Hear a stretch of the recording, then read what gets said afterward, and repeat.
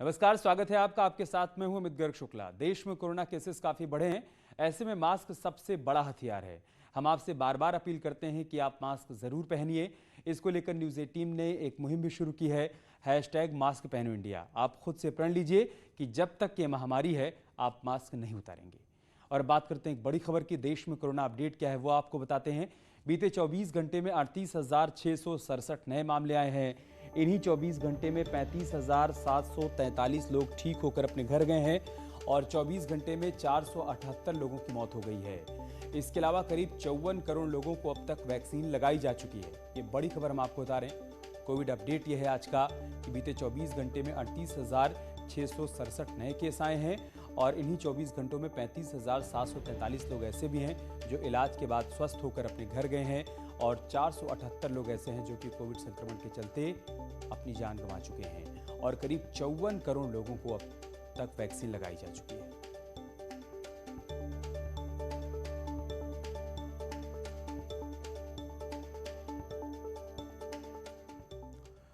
इधर नोएडा पुलिस ने एक बड़ी कार्रवाई की है। वेस्टलैंड फर्जीवाड़ा केस में कार्रवाई हुई है।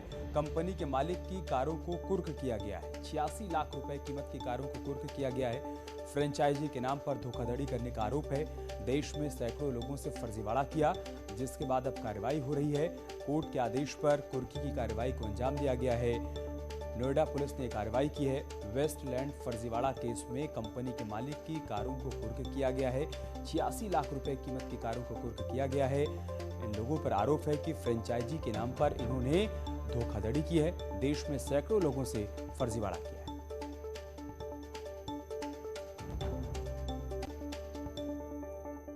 उधर कानपुर देहात में बीएसएफ जवान को गोली मार दी गई।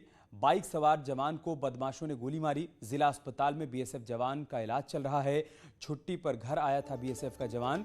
राजपुर थाना इलाके के सलेमपुर गांव की घटना है, जहां पर बीएसएफ जवान पर गोली मारी गई है। उसको फौरन अस्पताल में भर्ती करवाया गया, वहां उसका इलाज चल रहा है।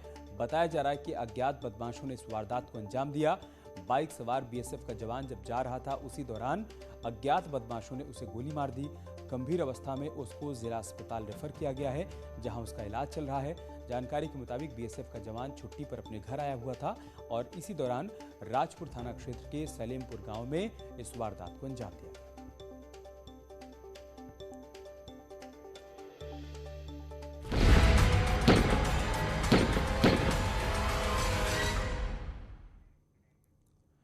और स्वतंत्रता दिवस पर सम्मान किया जाएगा। यूपी के 98 जेल कर्मचारी सम्मानित होंगे। आईजी प्रशंसा चिन्ह से सम्मानित किए जाएंगे। कारागार सुधार, बंदी रक्षा के लिए सम्मान दिया जाएगा। 39 अधिकारियों और कर्मचारियों को गोल्ड मेडल मिलेगा, जबकि 59 कर्मचारियों को सिल्वर मेडल से सम्मानित किया जाएगा। ये बड़ी खबर हम आपको बता रहे हैं। स्वतंत्रता दिवस के मौके पर इन अधिकारियों को सम्मानित किया जाएगा। यूपी के 98 जेल कर्मचारी सम्मानित किए जाएंगे। आईजी प्रशंसा चिन्ह से इन सभी को सम्मानित किया जाएगा। इनमें 39 अधिकारी शामिल हैं और कर्मचारियों को भी गोल्ड मेडल दिया जाएगा। 59 कर्मचारियों को सिल्वर मेडल मिलेगा। और अनाथ लड़कियों के लिए योगी सरकार का बड़ा फैसला। अनाथ लड़कियों की शादी कराएगी योगी सरकार। कोरोना से मृतक माता पिता की अनाथ बेटियों की शादी करवाएगी सरकार। सीएम बाल सेवा योजना के तहत यह फैसला लिया गया है। शादी के लिए 1,01,000 रुपए सरकार की तरफ से दिए जाएंगे। हर जिले में लड़कियों का डेटा तैयार हो रहा है। खाने, पढ़ाई, इलाज की भी जिम्मेदारी सरकार की तरफ से ली गई है। तो बड़ी खबर हम आपको बता रहे हैं। कोरोना काल में ऐसी लड़कियां जिन्होंने अपने माता पिता को खो दिया है, उनकी शादी की जिम्मेदारी योगी सरकार ने उठाई है। ये बड़ा फैसला लिया गया है। सीएम बाल सेवा योजना के तहत ये फैसला लिया गया है। शादी के लिए सरकार की तरफ से 1,01,000 रुपए दिए जाएंगे। हर जिले में लड़कियों का डेटा तैयार करवाया जा रहा है। इसके अलावा खाने, पढ़ाई और इलाज की जिम्मेदारी सरकार ने पहले ही ले रखी है।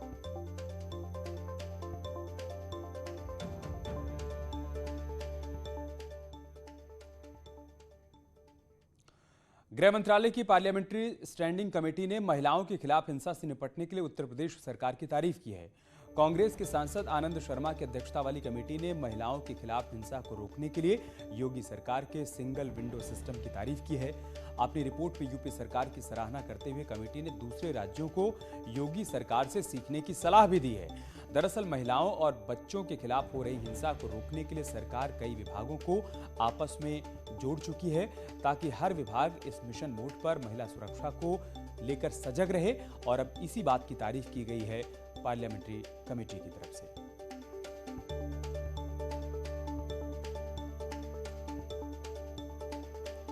कांग्रेस पार्टी के सांसद आनंद शर्मा इस कमेटी के अध्यक्ष हैं और इस कमेटी की तरफ से तारीफ की गई है योगी सरकार की, कैसे महिला सुरक्षा को लेकर सरकार सजग रही और सिंगल विंडो सिस्टम बनाया गया।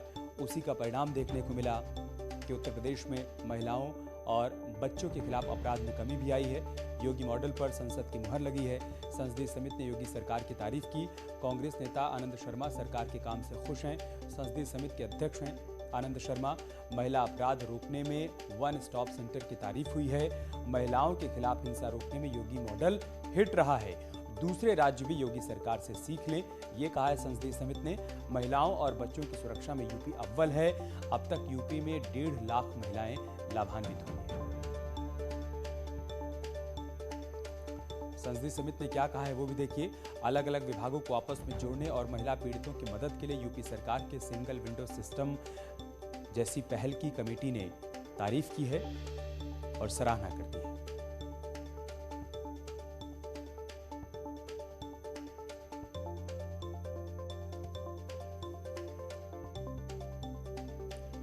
तो संसदीय समिति ने क्या कुछ कहा है अपने पत्र में वो भी आप देखिए।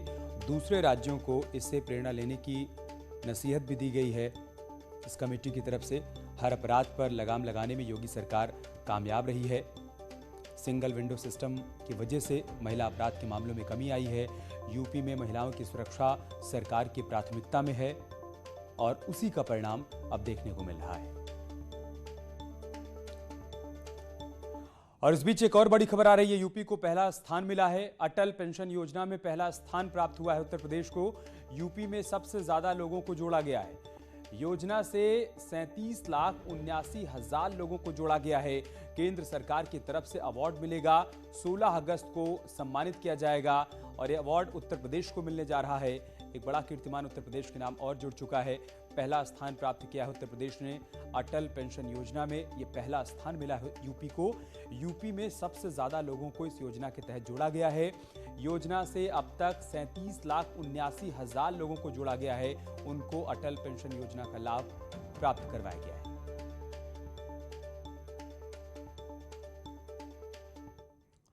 और 15 अगस्त से पहले सुरक्षा चाक चौबंद कर दी गई है। राजधानी दिल्ली में बेहद कड़ी सुरक्षा व्यवस्था देखने को मिल रही है।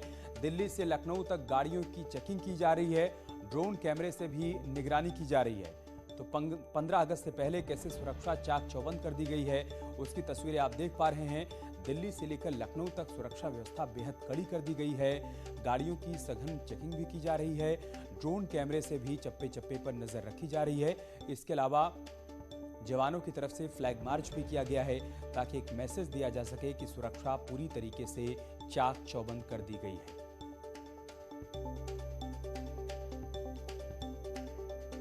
और लखनऊ से हमारे सहयोगी मोहम्मद शबाब हमारे साथ जुड़ चुके हैं और मेरठ से उमेश हमारे साथ हैं।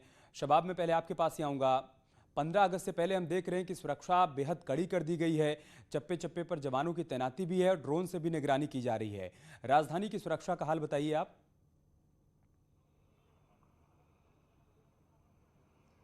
बिल्कुल, देखिए, चूंकि स्वतंत्रता दिवस का मौका है और सेंसिटिविटी जो है इस समय वो पूरे देश भर में बढ़ी हुई है। चूंकि अफगानिस्तान में हालात जो है वो किसी से छुपे नहीं है, उसके मद्देनजर जो सुरक्षा का पैमाना है वो और ज़्यादा सख्त कर दिया गया है। राजधानी लखनऊ के विधानसभा के उस मुख्य द्वार पर हम मौजूद है जहाँ पर कल मुख्य कार्यक्रम होना है। ये मुख्य कार्यक्रम का पंडाल है जहाँ पर मुख्यमंत्री योगी आदित्यनाथ कल सुबह 9 बजे ध्वजारोहण करेंगे और ध्वजारोहण से पहले जो तैयारियां हैं वो बस अब अपने अंतिम चरण में हैं।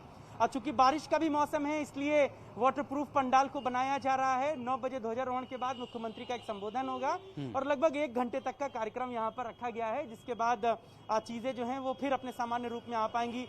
चूंकि विधानसभा का ये मुख्य द्वार है और यही लखनऊ की सबसे मुख्य सड़क भी है। ये जो रास्ता आप देख रहे हैं ये कल पूरी तरीके से बंद रहेगा, रूट डाइवर्ट रहेगा। इस चौराहे से पीछे जो बर्लिंगटन का चौराहा है वहां से सभी गाड़ियों को रूट डाइवर्ट करके शहर के दूसरे कोनों से निकाला जाएगा, यानी कि किसी भी तरीके से कोई परिंदा भी पर ना मार सके उस तरीके ये की सुनिश्चित किया जा रहा है। ये सुनिश्चित किया जा रहा है। शबाब, मेरठ से भी अपडेट ले लेते हैं, वहां से उमेश हमारे साथ हैं। उमेश, वहां पर क्या सुरक्षा का हाल है, क्या इंतजाम किए गए हैं?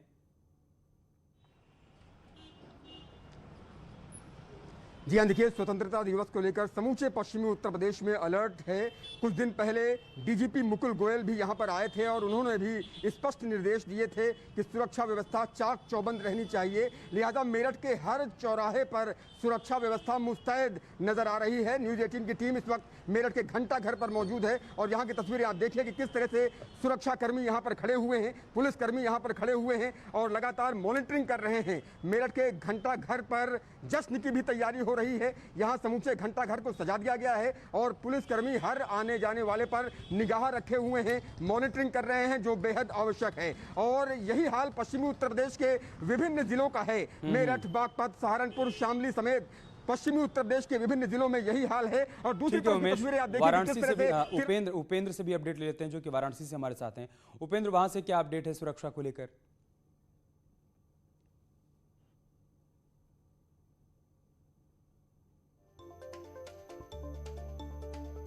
उपेंद्र, आपको आवाज मिल पा रही है? क्या इंतजाम किए गए हैं वहां पर 15 अगस्त से पहले सुरक्षा के मद्देनजर?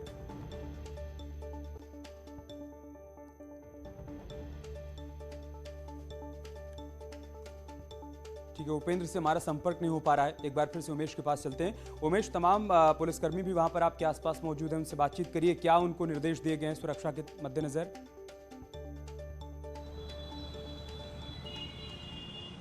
यह निश्चित तौर पर समूचे पश्चिमी उत्तर प्रदेश के पुलिसकर्मियों को स्पष्ट निर्देश दिए गए हैं कि वो सघन चेकिंग करें। यहाँ की तस्वीरें आप देखिए कि किस तरह से यहाँ पर पुलिसकर्मी तैनात हैं। आपसे बात करते हैं, आप ये बताइए क्या निर्देश आप लोगों को दिए गए हैं सुरक्षा को लेकर के कि चौराहों पर सघन चेकिंग की जाए? सख्त निर्देश है। क्या निर्देश दिए गए हैं आप लोगों को? सघन चेकिंग करने के लिए कोई संदिग्ध व्यक्ति ना दिखे, उसे पकड़ना है। संदिग्ध व्यक्ति आप लोग क्या करते हैं? सुबह से लेकर शाम तक ऐसे ही ड्यूटीज को अंजाम देते रहते हैं, फर्ज को अंजाम देते रहते हैं? बहुत ज़रूरी भी है, बहुत ज़रूरी भी है। उमेश, उपेंद्र से हमारा संपर्क हो गया। उपेंद्र, वहां से क्या अपडेट है, बताइए सुरक्षा के मद्देनजर। बिल्कुल, देखिए, देर रात पुलिस के जो भी एसीपी थे वाराणसी कमिश्नरेट के, उन्होंने होटल में चेकिंग किया। लेकिन इस वक्त मैं वाराणसी के रोडवेज बस अड्डे पर हूँ, जहाँ की आपको तस्वीर दिखा रहा हूँ। यहाँ पर आपको फिलहाल अभी कोई चेकिंग नज़र नहीं आ रही है। 15 अगस्त का मौका है और स्वतंत्रता दिवस को लेकर तमाम सारी एजेंसियों ने भी अलर्ट जारी किया है। बावजूद इसके यहाँ पर चूंकि सबसे ज़्यादा मुसाफिर रोज़ उतरते हैं, करीब 60,000 मुसाफिर रोज़ उतरते हैं, रोज़ चढ़ते हैं और यहीं से लखनऊ से लेकर कानपुर और दिल्ली तक की बसें यहीं पर आती हैं। लेकिन यहाँ पर एक पुलिसकर्मी तो छोड़ दीजिए, होमगार्ड भी नज़र नहीं आ रहा है, जबकि सामने ही रोडवेज की पुलिस चौकी है। तो ऐसे में आप समझिए कि अभी रोडवेज पुलिस चौकी का भी हम नज़ारा दिखा देते हैं कि वहाँ पर चूंकि पुलिस मान लीजिए था यहाँ पर नहीं है, तो थाने में, चौकी में कितनी ये तो बड़ी लापरवाही। उपेंद्र, समय की थोड़ी कमी, आपको रोकना पड़ रहा है। हम प्रयागराज चल रहे हैं, जहां से सर्वेश हमारे साथ जुड़ चुके हैं। सर्वेश, वहां की तस्वीर बताइए, क्या तैयारियां वहां पर हैं सुरक्षा के लिहाज से? देखिए, 15 अगस्त को लेकर तमाम तैयारियां की गई हैं, सुरक्षा के व्यापक इंतजाम किए गए हैं। पुलिस चौराहों पर मुस्तैद दिखाई दे रही है। जो रेलवे स्टेशन है वहाँ पर सुरक्षा बढ़ा दी गई है। डाक स्क्वायर से चेकिंग कराई जा रही है, बम डिस्पोजल दस्ते से चेकिंग, हर जगह चेकिंग, और जो वाहन है उन वाहनों को रोककर हर जगह चेकिंग कराई जा रही है। और जो गाड़ियां हैं उनकी डिग्गियां खुलवाकर चेकिंग की जा रही है। कहीं कोई संदिग्ध वस्तु तो नहीं है। जो लोग भी सड़कों पर निकल रहे हैं उनके वाहनों की इस तरह से तलाशी की जा रही है। आप देख सकते हैं कि किस तरह से वाहनों की तलाशी की जा रही है। तो कुल मिलाकर हर जगह पर पुलिस की सुरक्षा बढ़ा दी गई है।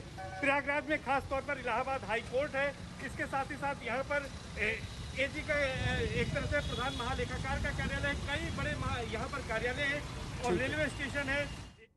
ये अच्छी बात है कि सुरक्षा में कहीं पर भी कोई लापरवाही नहीं बरती जा रही। बहुत शुक्रिया आप सभी का हमारे साथ जुड़ने के लिए, तमाम तस्वीरें, तमाम जानकारियां हम तक पहुंचाने के लिए। एक छोटा सा ब्रेक लेंगे, बहुत जल्द होगी वापसी।